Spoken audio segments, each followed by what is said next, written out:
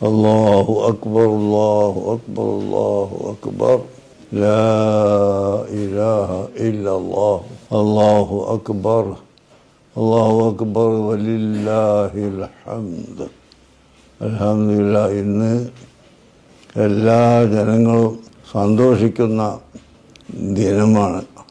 ഭൗതിക ലോകത്ത് അള്ളാഹുവിൻ്റെ ആജ്ഞകൾ സ്വീകരിക്കുകയും അള്ളാഹുവിൻ്റെ നിരോധിക്കപ്പെട്ട കാര്യങ്ങളെ വർജിക്കുകയും ചെയ്യുന്നവർക്ക് പാരത്രിക ലോകത്ത് സ്വർഗമുണ്ടെന്നും എല്ലാവിധ സുഖ സൗകര്യങ്ങളും അള്ളാഹു സുബ്ഹാനഹു വ തആല പരലോകത്ത് നൽകുന്നത് ഈ ഭൗതിക ലോകത്ത് അള്ളാഹുവിൻ്റെ ആജ്ഞകൾ സ്വീകരിക്കുന്നവർക്ക് തന്നെയാണല്ലോ.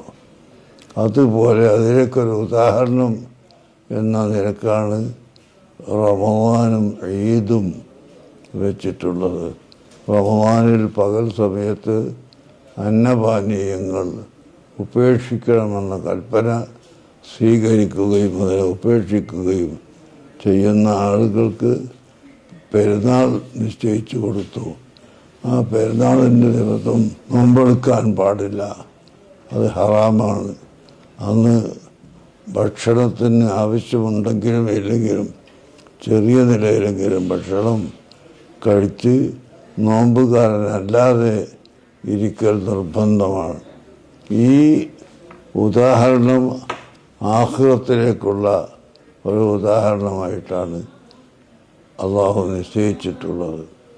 അങ്ങനെ ഇസ്ലാം അനുവദിക്കുന്ന എല്ലാവിധ സന്തോഷങ്ങളും പരസ്പര സ്നേഹവും കാണിച്ച് ഏറ്റവും നല്ല സ്വഭാവം ഉള്ളവരായി ജീവിക്കാനുള്ള ഒരു മാതൃകായോഗ്യമായ ജീവിതം കെട്ടിപ്പടുക്കാൻ വേണ്ടി കൂടിയാണ് പെരുന്നാളും ഈ റമദാനുമായി ബന്ധപ്പെടുത്തുന്നത്.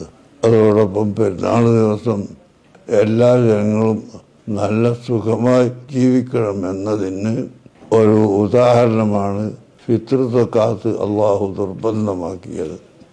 അന്ന് ഭക്ഷണം വെക്കാൻ അരിയില്ലാത്ത ഒരാളും ഉണ്ടാകരുത്. എല്ലാവർക്കും ഭക്ഷണം നൽകണം. അതിന് ഭക്ഷണമാക്കാൻ പാകം ചെയ്യാൻ പറ്റിയ അരിയോ ഗോതമ്പോ ഓരോ നാട്ടിലും കൂടുതലായി ഭക്ഷിക്കപ്പെടുന്ന സാധനങ്ങൾ നൽകണമെന്ന് ഇസ്ലാം നിർദ്ദേശിക്കുന്നു.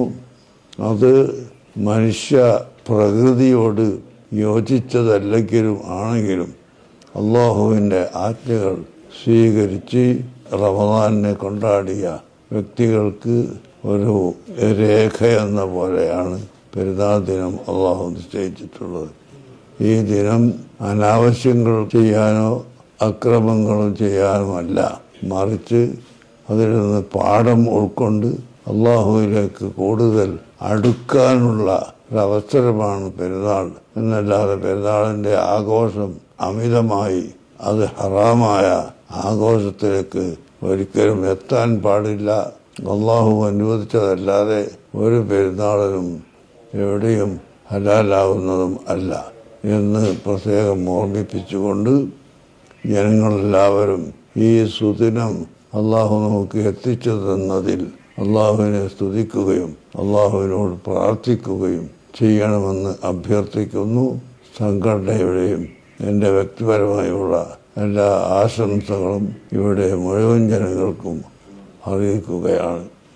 അല്ലാഹു അക്ബർ അല്ലാഹു അക്ബർ അല്ലാഹു അക്ബർ ലാ ഇലാഹ ഇല്ലല്ലാഹു അല്ലാഹു അക്ബർ അല്ലാഹു അക്ബർ വലില്ലാഹിൽ ഹംദ്.